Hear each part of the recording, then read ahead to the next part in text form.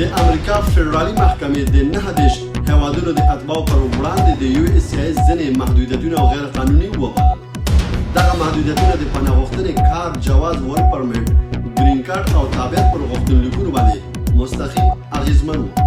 قاضي جان مک کانل وویل چې یو اس سی اس نشي کولی یوازې د تابعیت یا د زیږېدو د احوال له امله د خلکو دوسیې وځنډوي. سلامونه، وخت مو پخیر. زما نوم صدام حسین دی او زما چینل ته ښه راغلاست. د امریکا د روډ آیلند ایالت فدرالي محکمې مشر قاضي جان مکانل پریکړه کړې چې د امریکا د تابعیت او کډوالو اداره یو اس سی اس هغه پالیسۍ چې د 9 هیوادونو د اتباعو د پناه غوښتنې کار، جواز او ګرین کارت او د تابعیت دوسیې ځنډولې له قانون سره په ټکر کې دی. دا پریکړه د هغو زرګونو کډوالو په ځانګړې توګه افغانانو لپاره مهم پرمختګ ګڼل کیږي چې د خپلو مهاجرتي دوسیو د ځنډ له امله له اوږدې مودې راهیسې انتظار باسي. دا په د جون د میاشتې 5 تاریخ د 2024 کال دا خبر نشر شوی دی او بیا متخصصین وایي چې دا حکم ښایي د ځنډېدلو دوسیې د بیا ارزونې او پروسس کولو لاره هواره کړي، خو د قضیې وروستۍ پایله به د حکومت د احتمالي استثناء او راتلونکي حقوقي پریکړو پورې تړلی وي. د محکمې د پریکړې له مخې د امریکا تابعیت او کډوالو اداره یو اس سی اس په ناحقه د لاندې غوښتنلیکونو پریکړه ځنډولی وي، یعنې د پناه غوښتنې، اسایلم دوسیې، د کار جوازونه یعنې ورک پرمټ چې په انګلیس کې ورته وایي، د ګرین کارت غوښتنلیکونه، د امریکا د تابعیت سیټیزنشپ غوښتنلیکونه چې څوک چا چې پاسپورټ ته اپلای کړی دی هغوی هم انټرویوګانې همداسې نور سرمینانې کینسل شوي دي. قاضي ویلي چې دغه کسان یوازې د خپل هیواد او تابعیت له امله له اوږد ځنډونو سره مخ شوي وو. حال دا چې دوی ټول قانوني شرایط پوره کړي دي. دا د افغانانو لپاره څه معنا لري؟ یعنې افغانانو لپاره د هغوی دوسیې چې په لاره کې دي، یعنې په فعلا په پروسس کې دي، هغوی لپاره دا څه معنا لري؟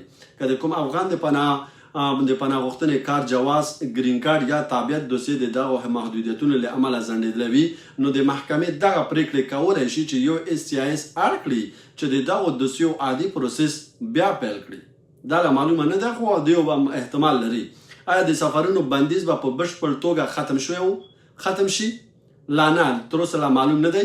دا پریکړه په عمده توګه د یو اس سی اس د غوښتنلیکونو د پروسس د درولو پر پالیسۍ تمرکز لري.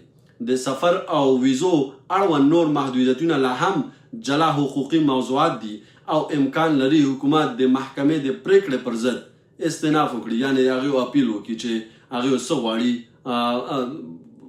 دغه باره کې هغوی به خپله ځواب ترلاسه کړي، یعنې هغوی به خپله ځواب محکمې ته وړاندې کړي چې هغوی اپیل کوي چې څه ورته ووایي چې موږ څه د خاطره دغه موضوع بند کړی وو، موږ څه د خاطره دغه تر اوسه پورې د خلکو دوسیې مو درولې دي یا مثال پروسس کېږي نه، یا همداسې نور.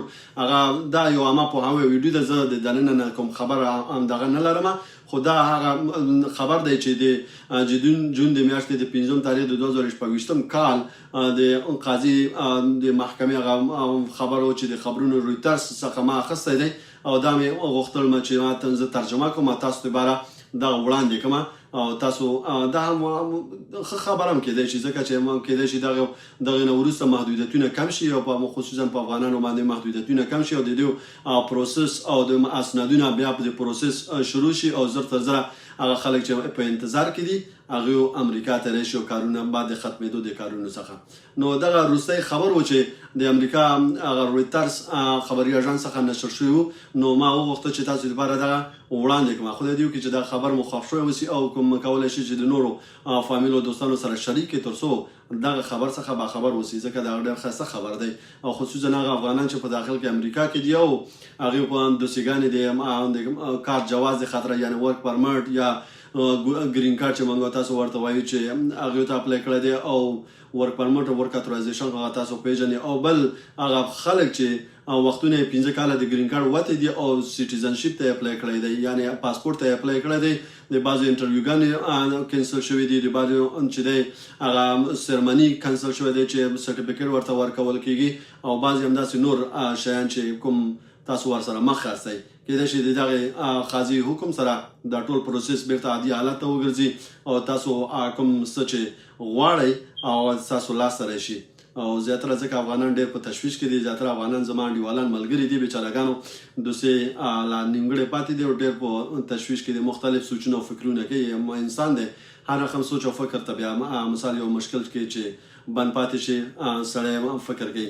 نو خدای دې وکړي چې د ټولو افغانانو او خصوصا په امریکا کې دي او په افغانستان کې دي دا مشکل ورته حل شي او د هر چا خپل قانوني کومه لاره چې دغه پروسس کې او خپل هدف ته ورسیږي. بس په خدای مو سپارم، ژوندي اوسئ. سلام علیکم.